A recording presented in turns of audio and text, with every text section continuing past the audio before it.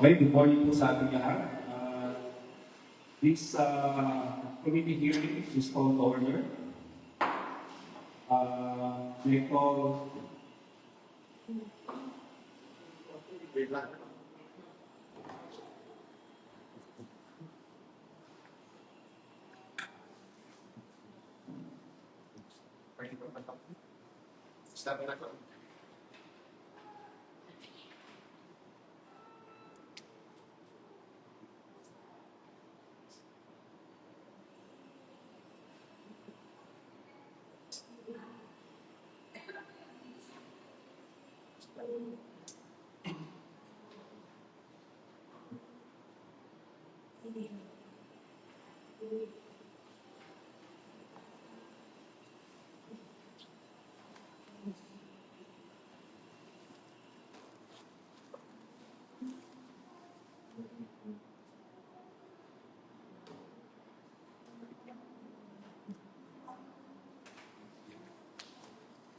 May call is Joy for tumayo po right now.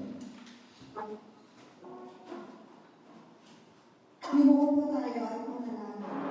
Heavenly Father, we thank you for this day and opportunity to gather us here today.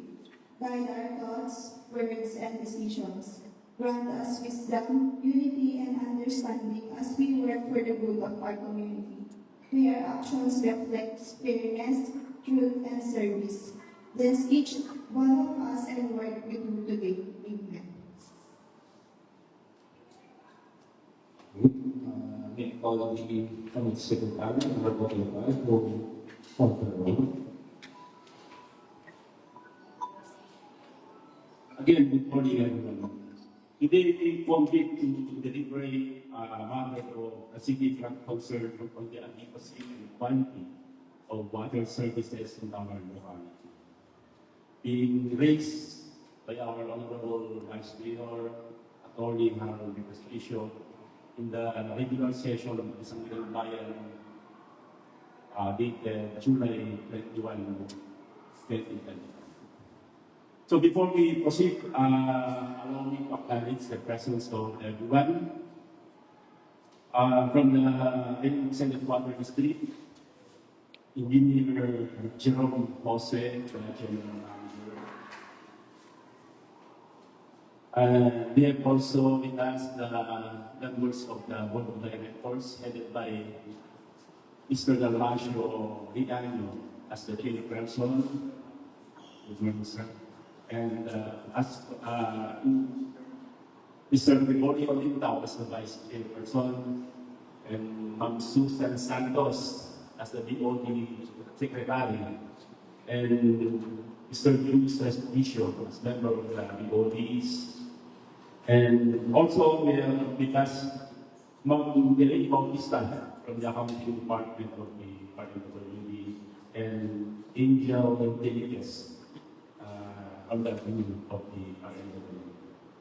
And also we have with us Engineer Marco Rojas from the NBDC of the Municipality of the Mercedes, and Ma'am Angeli Argonza from the Rural Health Sanitation. And I would like also to acknowledge the presence of our very honorable Vice Mayor, Attorney General Harold Castillo, kasama ating chairperson ng committee ito, Committee on Public Utilities and Facilities, Honorable Brangan, si Honorable Puntaran, and yours truly being the member. And also we have Honorable Esteban, SB Bawa, and SBC, Mr. Resty Bawa. At sa lahat ng mga nanilito, sa ating mga concessionaires, maraming salamat po sa inyong pagdalo. Okay, thank you, Jose. So, next is the as the chairperson of Public Utilities and Facilities, we're having this committee inquiry regarding po sa sinabi ni Jose kanina, and alam natin magkakaroon po ng ligtas at malinis na inumin tubig ay isang kamunahing karapatan, pagtao, at mahalagang bahagi ng pampublikong kalusugan. Ang malinis na tubig ay mahalagang bahagi ng pang-araw-araw na pamumuhay ng bawat mamamayan sa bayan ng Reyna Mercedes. Ito ay ginagamit sa pag-inom, pagluluto, paghuhugas at pagpapanatili ng kalinisan sa ating tahanan. So dapat ang ating tubig ay dapat potable at ito ay dapat malinis. Ngayon po, magkakaroon tayo ng inquiry of the proposed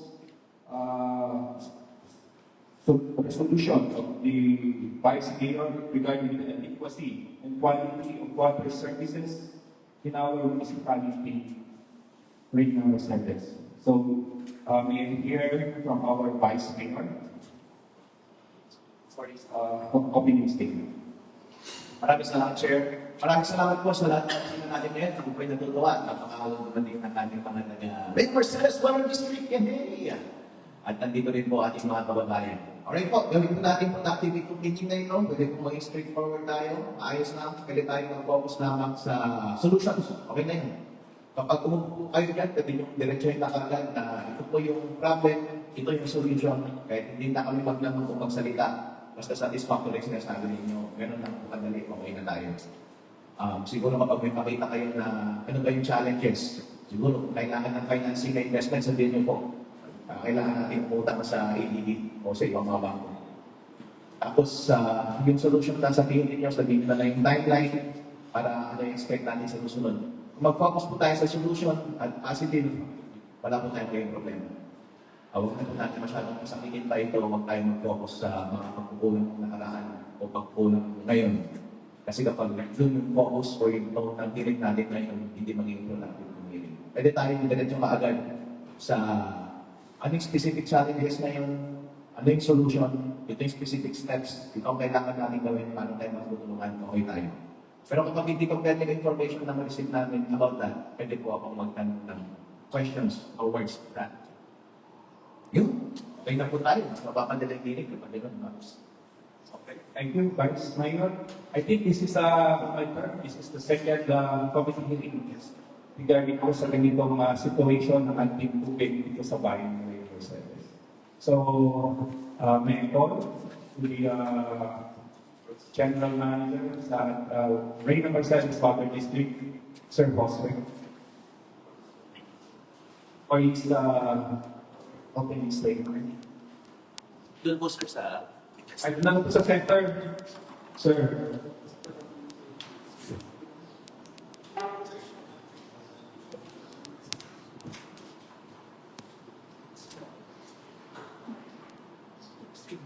Good morning, once again, to our Vice Mayor, Attorney Harold Rasmission, and to the honorable members of this committee, chaired by SB Barangan. Good morning po sa ating lahat.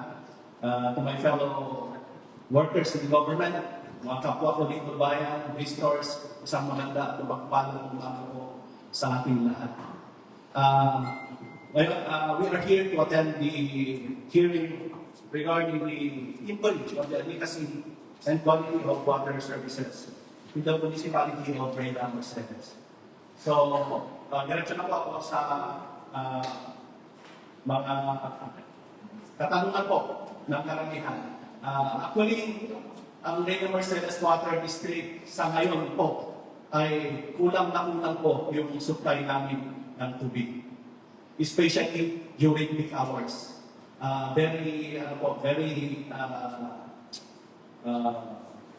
Napakahirap po sa part namin.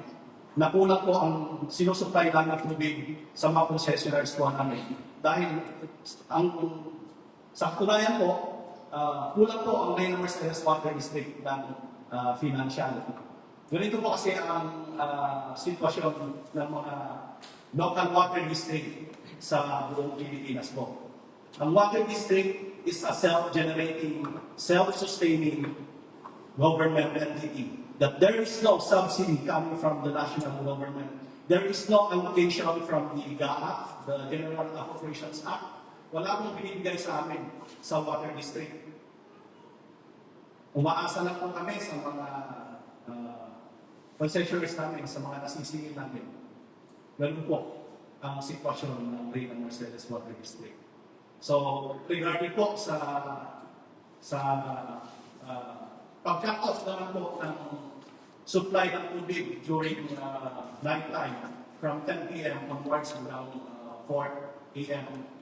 Yan po ay isang idea na ginawa namin kasi before na-experience po namin na walang may supply sa mga concessionaires namin due to the extreme weather condition ng El Nino phenomenon. Wala pong mahilong na tubig yung pumping station namin. I believe most of all, dito po nandito ngayon is our concessionaires. Naranasan po ninyo yan. So, bilang precaution po na remedy, sinasya po namin sa gabi yung supply ng tubig. Hindi lang po Reyna Mercedes Water District ang nakaka-experience ng ganyang sitwasyon. Mostly, karamihan po sa kasamaan namin sa industriya ng tubig, yan po yung isang challenges. Nandito po kami ngayon para matulungan po sana kami financially sa mga problema po ng water district. Yan po. Okay, thank you. May dadagdag pa po from the BOP. Ay, okay, sige. Before we proceed, so any question from the committee? Okay, our Vice Mayor. Alright, folks, thank you so much. My good problem is walang tubig. Ano ba yung pwede nating solusyon para madagdagan yung tubig? Additional well po ang kailangan natin. Kailangan po natin mag-drill ng mga panibagong wells para makulang po yung kakulangan ng tubig sa Reyna Mercedes. Ilang wells, boss? Yung isang well, actually, kaya nang i-provide yung kakulangan po natin. Actually, meron pong pending na ginawa ang LGU para po sa akin. Pero as of now po, hindi pa po kasi operational. Sa katunayan, hindi po kasi maganda ang quality ng tubig na nakukuha po sa pumping station na yun. So, napaghitan po kami na huwag gamitin yung pumping station na yun.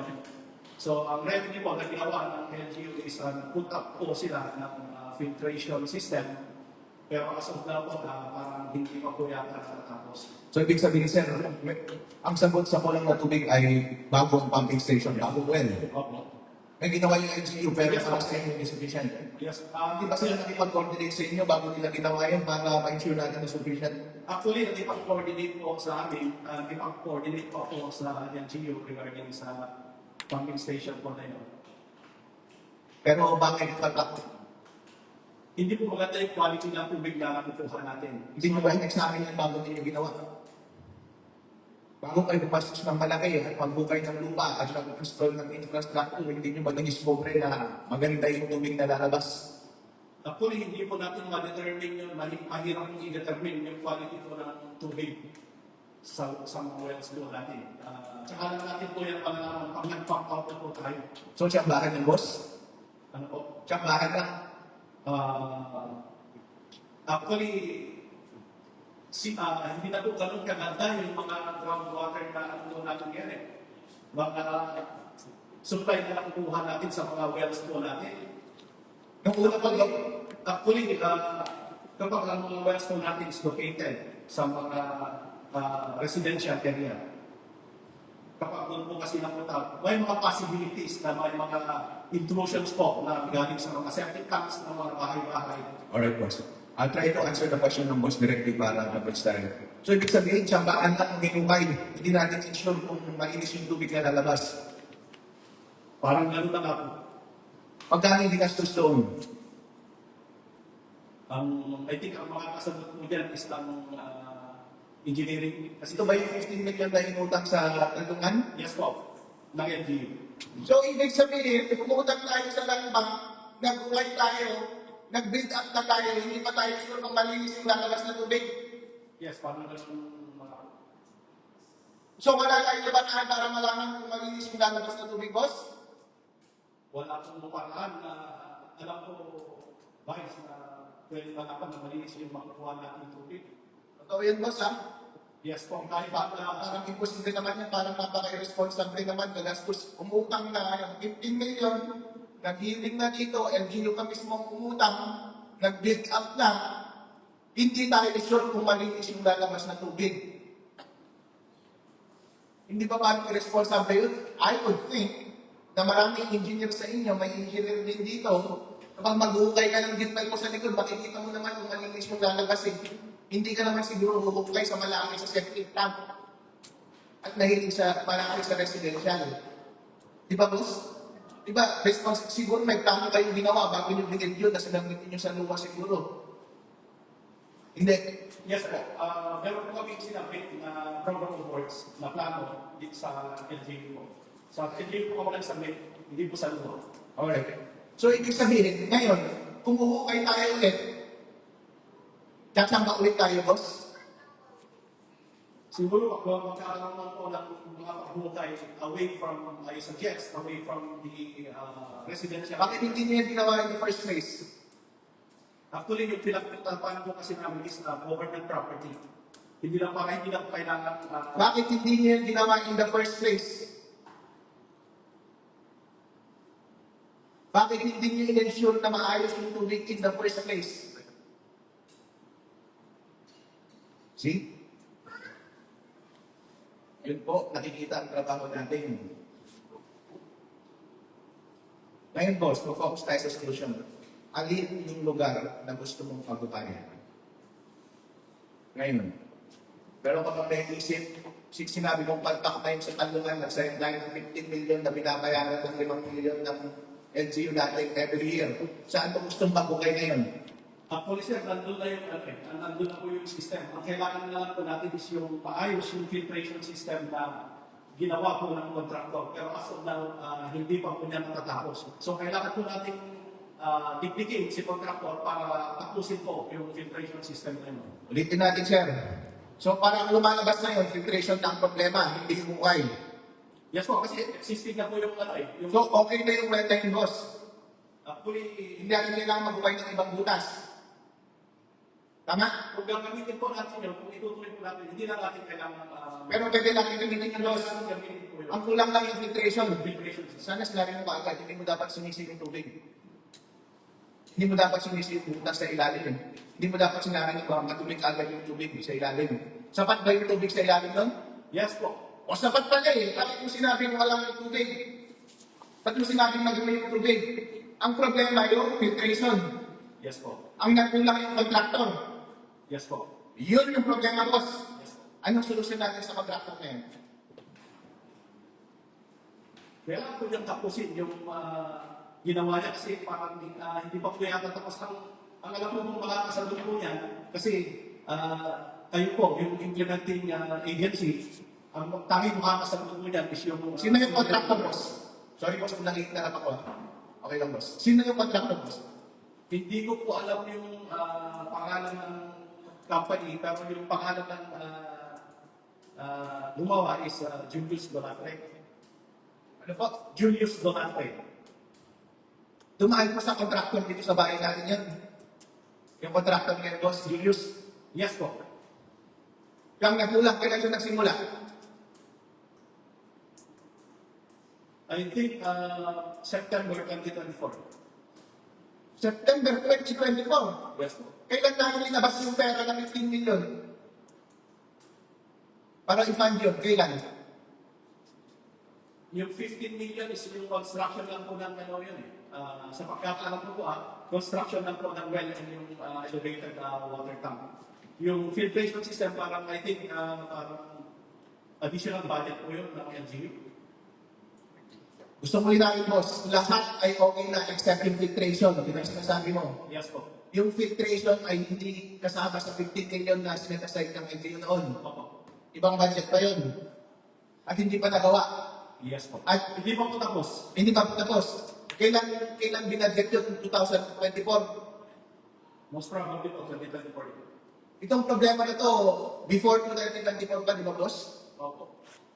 mayroon ka bang alam bakit 2024 lang inasikaso ng filtration system? Bakit doon lang tayo nag-set ng budget para diyan? Bakit dinalikan nila taon? Hindi ko po masagot yan, sir. Tanging makakasagot po siguro yan is sa engineering department. Alright, tanongin natin si yung contractor dyan. Kailan kayo yung deadline dapat? Hindi ba sinabi sa inyo kung kailan dapat yung deadline ng filtration? Parang ang commitment niya sa akin before, sir, is March 2025. Wow, late na! Yun po yung commitment niya verbally ng kasasabi niya sa akin. Hindi ba wala basta plano yan kapag nag-submit siya ng bidding? At nag-submit siya ng plano sa atin, walang may deadline yun, hindi po ba? Meron po. Ano po yung deadline sinabi sa inyo? Yun po ay hindi ko masagot kasi ang mga dokumento ay nasa LGU po. Sila po kasi, kayo po ang implementing agency, kami lang po ang nagsusupervise dun sa ginagawa po ng contractor. Sinabi mo kanina, autonomous yung rin ng Mercedes Water District, bakit pa kayo nag-rely sa amin pagdating sa paggawa ng filtration, bakit hindi kayo mismo ang gumawa? Kasi wala po kaming kakayanan na magpunta po ng mga pumping station, mga filtration. Kasi ang budget po ng Reyno Mercedes, galing lang po yan sa mga nakukolekta namin sa mga consumers po namin. Since autonomous kayo, boss, kayo rin ang meron kayong fiscal autonomy, ibig sabihin, yung paggastos ninyo, kayo rin dapat ang nagpaplano. Yes po. Kayo ang nagka-capital planning, capital expenditure. Yes, Hindi dapat kayong maano sa LGU, hindi po ba? Ganun. Bakit hindi ninyo sinama sa planning ninyo, long term, yung hindi nyo na-foresee yung ganyang expenditure noon, ba't pa kayo umasa sa amin? Hindi ba kasama yan sa pag-set ninyo ng rates kapag naniningin kayo sa consumer? Dapat kayo na maggastos din, hindi na dapat kami since autonomous naman kayo eh. Autonomous nga po, pero ang mga water district po, na kagaya namin ng maliliit na water district, hindi po kasi talaga capable. Kahit magtanong-tanong Hindi mo po pwede sabihin, hindi kayo capable kung autonomous kayo kasi meron kayong business mandate, boss. Yes, pero Kayo, excuse me, boss. Kayo yung nag-set ng rate, kayo dapat yung may fiscal responsibility na maayos yung gastusin ninyo. Pinaplano ninyo magkano gastos at magkano yung nag-force namin. Kung nakikita ninyo na kailangan ng filtration system, dapat kasama yan sa fiscal planning ninyo. Kayo dapat yung nagpaplano ang hindi dapat kami aasa sa LGU o kanino pang budget. Kami dapat may initial rate na gumawa yan. Bakit nyo pa binibigay tuloy yung CC at sinasabi ninyo na wala kasi kaming pera? Hindi. Kayo yung may fiscal responsibility. Kasama yan kasi nangingihin din kayo. Bakit hindi nyo ginawa yun? yes, correct po, yung mga sinabi ko ninyo. Like I said before po, hindi po kami capable na gumasto ng ganun kalaking So, ibig sabihin po, nagkuhan kayo sa management ninyo dahil hindi nyo pinano ng maayos despite na nakakakolekta kayo ng pera. Kasi sinasabi mo na hindi kayo capable, hindi po ba? yes. Okay.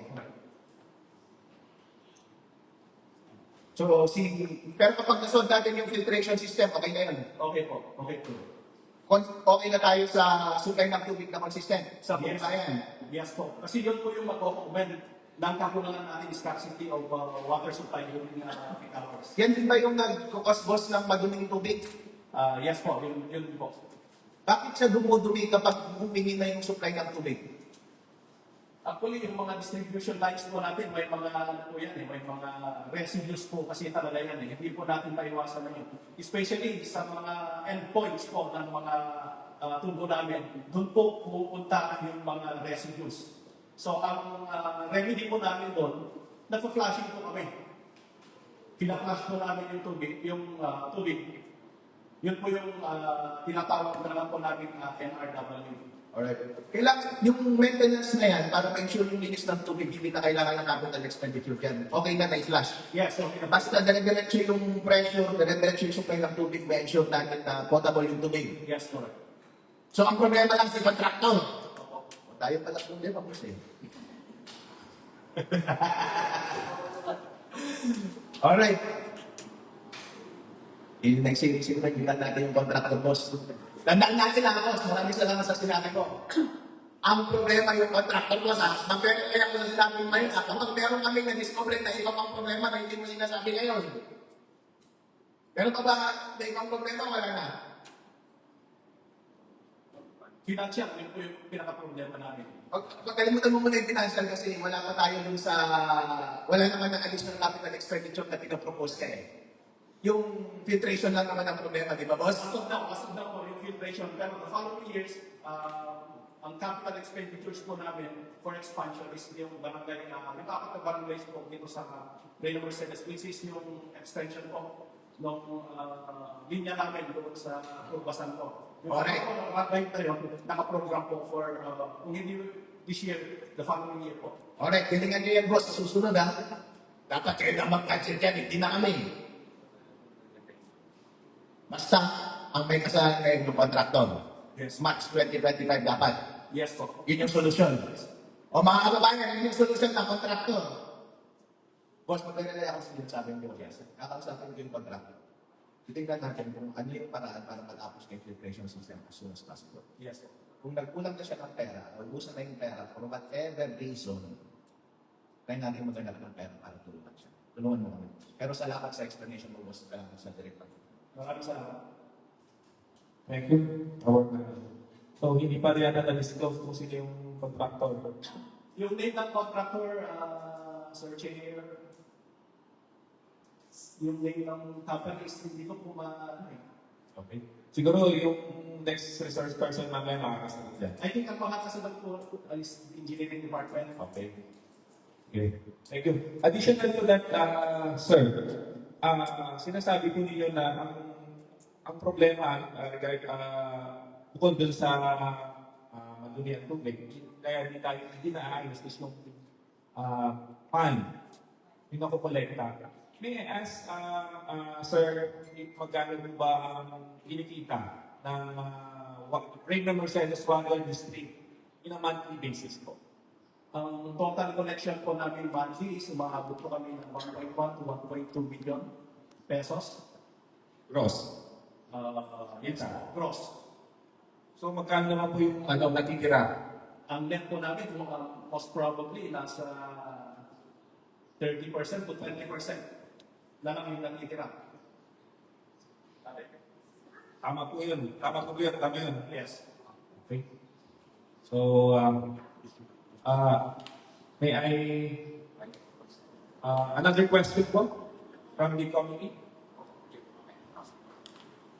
Good morning. Ano naman yung pagkakit sa tuloy? Marami talaga nabago.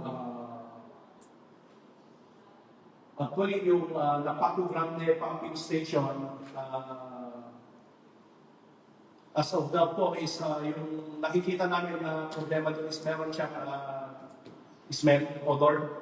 Kaya ang ano po namin doon is through chlorination. Yun po yung treatment na ginagawa namin doon. And at the same time, flushing. Saka isa pa po, wala kami sarili ng tangke.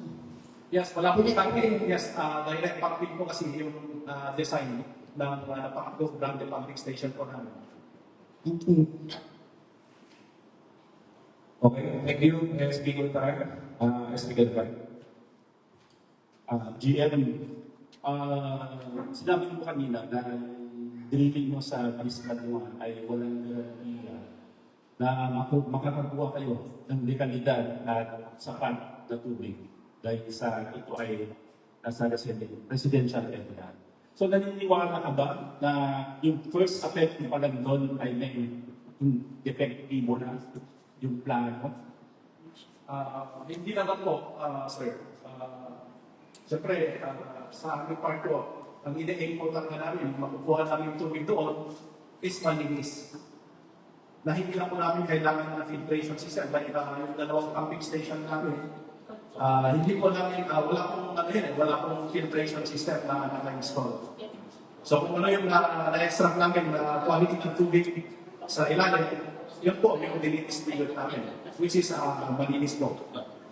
Kasi considering yung circumstantial doon sa lugar na yun na kabahayan.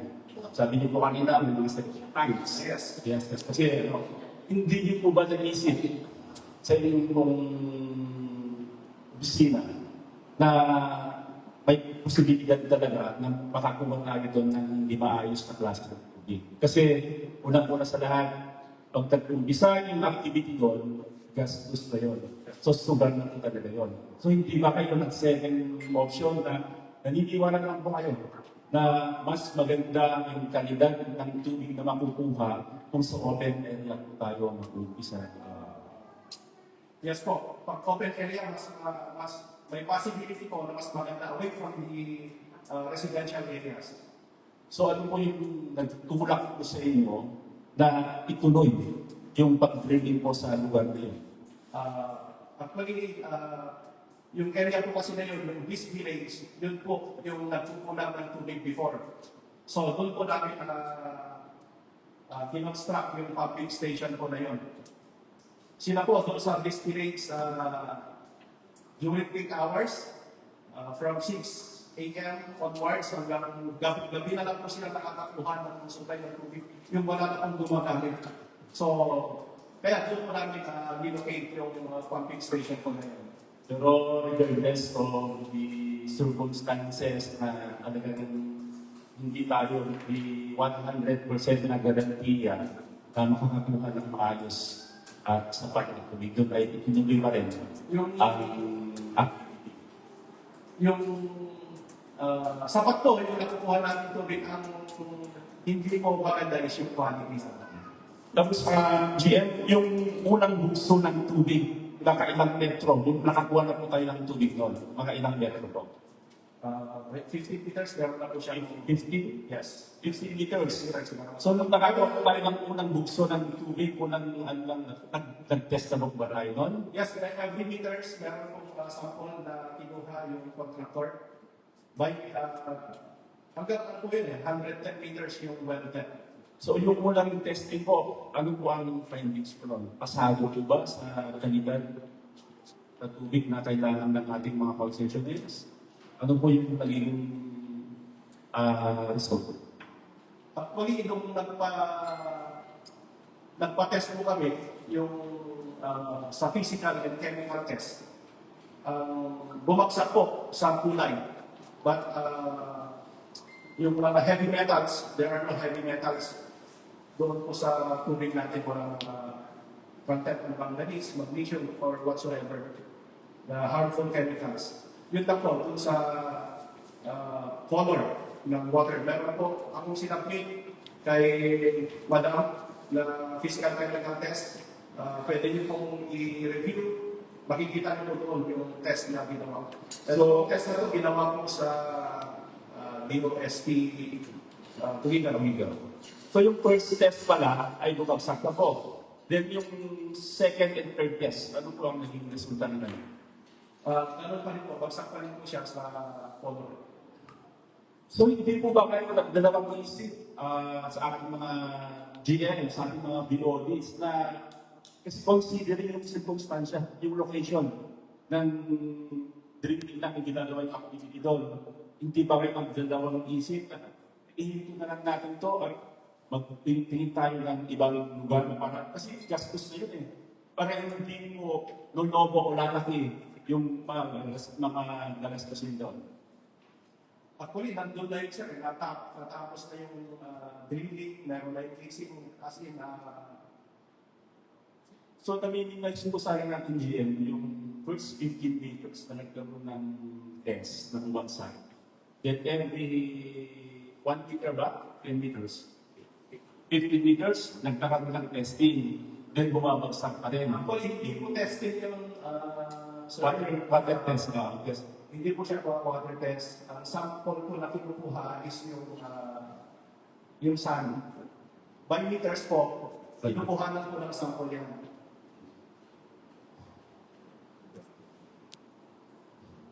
Sige po, maraming stop pa po GM. Okay, thank you guys to get the time. So, another question po? Okay, Vice Mayor. Maraming salamat, boss. Yung makihiwalay po yung sistema naman sa may talungan sa tulad, hindi po ba? Interconnected po siya, guys. Interconnected po. Ay, interconnected. Sa system na po. So kapag nasolve namin yung filtration din sa talungan, nasolve na natin yung turod. Yung tulad po, parang hindi po siya konti lang po yung may tutulong itong this pumping station natin. Most probably, itong along the national highway na po, hindi po siya makakapunta sa loob, hindi po siya makakaakyat papunta Pakubegenyo at Purbasan po. Alright, boss. Paano natin ngayon isusolve yung sa turod? Kasi may problema din sila sa supply at saka dumi. Yung sa talungan system, nasolve nyo na ng filtration, di ba? Paano natin isusolve ngayon yung sa may bandang turod? I think filtration system din po ang kailangan po para ma-filter natin yung mga residues net na galing po sa wells natin. Kailangan lang natin ng tangke, boss? Yung vicinity po kasi ng natin, location ng pumping station natin kung sa Napaco Grande pumping station, hindi po siya feasible na lagyan po ng elevated tank kasi ang area lang po nun is 100 square meters. So 10 by 10 tank. So hindi po siya pwede lagyan ng elevated tank. Pero doon sa Napaco Grande pumping, kapag linagyan mo ng filtration, lahat masasolve ulit. Yes, masasolve po ulit yun. Meron ba kayong budget na plinano para maglagay ng filtration mula sa inyo para dyan sa Napaco pumping? As of now, sir, wala pa pong na-budget na filtration system. Bakit hindi nyo naisip na mag-capital outlay para dyan? Mukhang importante yun, boss. Kasi ang ano po namin, ang programs po namin is to seek a loan sa luwa for expansion po sana. Pag-loan kayo sa luwan. Yes po. Ano pa ba yung mga loan avenues na pwede natin paghingan? Si luwa po kasi ang may pinakamababang interest. Hindi po namin kaya pumunta sa mga GFI po natin, government financial institutions, kasi napakalaki po ng interest po na binigay sa amin. Si luwa po kasi is fixed po yung interest rate niya, and at the same time, much longer po yung binibigay ng terms. Pero sapat bang dahilan yun para mag-usay yung mga taga-turo? Hindi ba worth it na magbayad na lang ng fair interest galing sa mga ibang financiers para nang magawa yung filtration sa turod kaysa nag-iis tayo ng matagal dahil naghihintay tayo sa lupa dahil lang sa sumabang interest? Hindi po namin kaya Wes. Hindi po talaga kakayanin. Kung nagsik kami lang, halimbawa, 5 million sa labas sa turod. So, pababayaran po na nila sa amin within 5 years. Hindi po namin kakayanin yun. Unlike kay Luwa, yung ganong amount is pwede namin i-negotiate na going 15 or 20 years, which is much lighter po yung amortization. Gano'n ba kayaman ang Reyna Mercedes Water District ngayon, boss? Meron ba kayong extra na pera? Actually, yung meron lang po kami how much? Nasa 2.5. 2.5 million. Magkano ang collection nyo, revenues ninyo per month? Nasa 1.1 to 1.2. Magkano ang operating expenses nyo per month? I think nasa 80% yan. Yung napupunta po sa operating expenses. Yung 20% boss na napupunta. Napupunta pa sa ano namin yun, sa savings. Ang savings nyo so far is 2.5. Yes. At magkano yung filtration, boss? I think nasa 2M to 2.5. Wala pa akong Sa 2.5. Yung 2.5 ninyo, hindi natin pwedeng gamitin yan para pambili ng filtration sa turod. nakalaan po kasi yun for mga emergency. Anong emergency, boss? Like for instance, pag nagpag-dump po yung mga pumping station namin, yun po yung mga ginagamit namin pambili ng mga submersible pumps and motors, filtering materials and others po. Sige, boss, utang na lang ulit tayo para lang sa filtration. Yehey! Gawa tayo din, boss. Gawa natin ng paraan yan. Para lang mas hindi pwede nang dulo sa yung mga taga-tulog. Kaya natin umutang, boss. Mag-adjust na rin kayo ng prices. Okay lang naman. Thank you po. Mag-adjust kayo ng prices taasan ninyo, tapos para mataas ang collection, ayun, maayos, responsable yung paggastos. Meron ba kayong mga issue about sa pag-manage ng pera, boss? Mga audit? Meron ba mga issue doon na may nawawalan ng pera o mismanagement ng pera? Regarding po sa pera, sa paghawak po ng pera ng Rainbow Sales Water District, malinis po ang libro ng Water District. Wala pong anuman yan na nangyayari sa loob ng Reyna Mercedes Water District. Kailan po kayo nag-apply ng loan sa luwa para magawa yung filtration ng turod? Wala, meron na. I think 2009, 2010, meron pong loan ang Reyna Mercedes Water District. Nag-apply na po ba kayo recently sa luwa ng loan? Meron na po kami pending application for financial assistance sa luwa. Pero as of now po, wala po kami balita. For what purpose, boss? Yun po yung para sa expansion program sa apat na barangay po dito sa Reyna Mercedes. Pwede bang gumawa kayo ng panibagong loan request sa luwa or kahit sa mga ibang financing institutions para lang masagot yung filtration dyan sa turod? Pag pinagsabay-sabay po namin yun, guys, I think so, hindi na po kayang bayaran. Kasi meron pa po kami existing loan sa luwa na binabayaran. Pag dadagdagan pa po natin, burden na po yun sa water district, baka mauwi po tayo sa bankruptcy. Nasa sa inyo na po yung siguro, sir, kung gaano kayong kagaling na manager, hindi po ba? So, halimbawa, nasa sa inyo kung ano yung isa-set ninyo na priorities. Ano bang priority? Yung expansion o yung mga nagtulso sa turod na yun? O baka mas mahalaga yung nagtulso na yun sa turod. O baka pwede yung sabihin na, o sige, mag-apply na tayo ng loan kasi mukhang mahalaga naman ito. Kung kulang sa pera, makapag-adjust kayo ng price. Okay lang naman, i-approve naman natin para lang marami tayong pera na pang-cover ng loan. Pwede bang gawin natin, boss, na priority na mag-apply ng loan para makakuha ng filtration para sa turod, para masolve ang problem na to? Okay po, wala pong problema. Pag-usapan po namin yan sa susunod na board meeting po siguro namin. Kapag napag-usapan niyo yung boss, how soon kayo makakuha ng loan para sa filtration? Sa tingin Wala mo? pong guarantee na right away makukuha mo yung loan kasi sa luwa po is na matagal po yung process. Nagsubmit po kami ng proposal sa luwa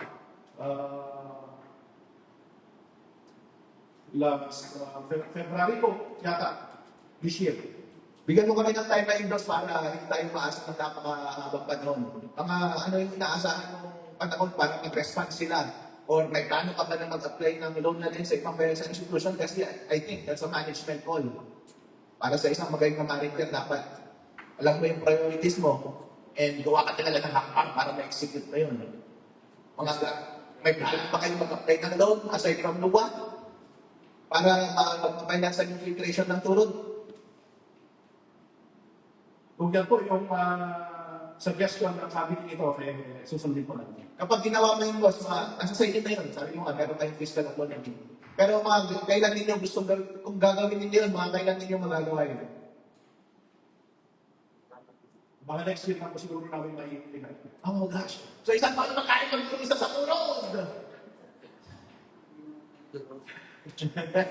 Kasi hindi po kaagad-agad pag nag-apply ka naman po ng loan, hindi po yan agad-agad na process, nag-release. It takes time, tumagal po yan sa proseso.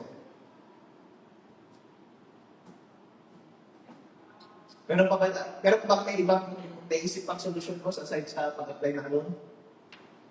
Huwag galing sa akin, kami na lang ulit po, bigay ng Dahil po sa inyo, mas maganda na lang po, tutulungan din po kami. Alright. O sige po, maraming salamat sa pagsagutin niyo, sir. So far, napakaganda po ng testimony niyo, napaka-productive, napaka-responsive, at focus talaga tayo sa solution. It looks like, ang problema dyan sa tanungan pumping ay yung contractor. Dapat natin siyang mapagawa agad-agad. Okay po? Ibita natin sa next time para makasabi ng statement, para makahanap din tayo ng solusyon. Ang problema dyan sa turod pumping ay yung filtration. At ang problema dyan ay yung financing. May dati maghanap boss ng financing. Sana tulungan nyo rin kami. Maghanap din kung sana kayo. Okay po. Kailangan natin yung real goals. Maraming salamat boss. Thank you so much. Welcome po. Thank you, Vice Mayor. So, we have another question from the committee. SB Batarang. Question ko lang po is, magkano bang budget ng isang filtration? Yes. Nag-reduce po yan ng 2M to 2.5. Depende po sa klase ng filtration system, filtration media na gagawin po. Thank you. Thank you. SB Batarang from the numbers. Okay, SB Bobon Dawa. Thank you. Good morning. Although during our last session, nagbusa na po para itong committee German Speak of the Honorable Abaranga, ginanawagan namin na kami sa school. So, sila lang naman yung makakatamunan. So, sabi na kanila ni Vice Mayor, ito talents lang at solution ng kailangan dito eh. Ang problema, no? So, pinaplano natin yung turo dapat yung statement po natin. Ito, nakikita natin na direct sa Constitution of Engineer. Yes po. Hindi malaya sa labang pagka yung request para maging malinis yung tubig natin dyan. Dahil wala naman tangke. Hindi kaya sa labang yung pag-supply ng tubig sa mga Constitution dahil sa paglalagay ng isang filtration. May mga design naman po yan, SB, na hindi po maapektuhan yung ratio ng tubig. And then, secondly, yung mga tanong ko. Eto, sabihin ko, kami kumukuha ngayon sa governor. Wala bang pag-abiso, kuminsang sa rally sa inyo. Dahil sometimes during peak hour na sinasabi ko natin na pinatatok ko natin yung tubig dahil sa pagkulungan ng supply sa baba. So, minsan bigla-bigla na lang dahil sa umaga, wala ng tubig. Sana meron ng tubig para sa mga papasok ng school, papasok ng opisina. Buruto na po sila dahil marami na rin poso ngayon na wala na, hindi na operasyon. Ang inaasahan ko na lang nila yung galing po sa lawasan. So, hindi ba kaya pwedeng gawa ng paraan? Yung oras na yun, dahil ang kailangan ng mga tao ng supply ng tubig galing sa lawasan. Maraming salamat. Ganito po kasi yan, pag sabay-sabay na po kasi yung gumamit, naligo yung mga empleyado at mga estudyante sa umaga, may mga nagluluto, mga papasok sa mga opisina, talagang yung pressure po namin is nagdadrop. So, kulang po ng supply. So, once na maayos po yung filtration system na ginawa po sa Bismarck filtration, yun po yung augment ng supply. Antayin pa ba natin na matatapos yung filtration dito sa lugar bago natin bababan ng paraan yung pagbibigay natin sa mga konsorsyulan natin ng tubig? O kaya ba natin gawin ngayon dahil yun ang kailangan ng mga tao? Yun lang po yung tanging pangalan. Hindi na po namin kaya gawa ng pangalan kasi kulang na po yung supply natin as dito. So, ang nasunay sa, kasi nasabi natin yung unexpected kagaya ng El Nino. Di ba, na nasabi ng kanina. So, kahit pa yun, tagulan tayo. Hanggang ngayon, kulang pa rin yung supply ng tubig natin. So, ang tinatanong ko ngayon, yung oras na walang tubig during early in the morning, yung program po natin ng tanghali, 6 p.m. ng hapon, gagawin natin dahil sa kakulangan ng tubig. Hindi ko talang ba kaya yung oras na talagang hindi mo na kailangan ng tubig at yung umaga na yun na walang tubig, doon natin ipopos na ang tubig doon ang kailangan. Actually, pag 8 hours po kasi na sinasabi natin, sabay-sabay po na gumagamit ang mga tao, talagang hihina po at hihina ang supply. Okay, dahil hindi na kailangan naman ng gabi, palaba tayo punto sa water sa dito. Actually, nag-15 po yun kahit gabi. Pero sinasabi po namin siya around 10 p.m. And then doon sa 10 a.m., yung pagkakas lang kayo natin, ubus na pagdating sa umaga. Hindi po, puno po yun. Pagdating ng umaga, puno po yun. Kasi ang pagbumanin yung mga po natin. Yung system natin, once na in-open po yun, pag bumaba po siya doon sa level, nagkakaset po doon sa reservoir natin, automatic po gumagana yung submersible motor natin para mag-fill po ng tubig. Bakit may experience kami? Hindi lang kami. Ito, mayroon siguro taga-tanungan na nila dito. Dahil yung tubig po natin, bago bigla daw panuan muna ang masasaklaw, di ba? So bakit yung tinatanong ko ba, during 4 o'clock at the morning, wala na po pag-supply. Hanggang alas 6 ng umaga, wala po po storehouse. So ngayon, yung wala lang po yung asawa ko, siyempre naghahanap po sila ng tubig dahil wala. Alam niyo po para nung sinisigaw nila sa akin, bakit kasi hindi mo man nakatanong sa tagalawasan yung problema natin? Hindi lang sa isang beses, kundi maraming beses na rin nangyayari yan.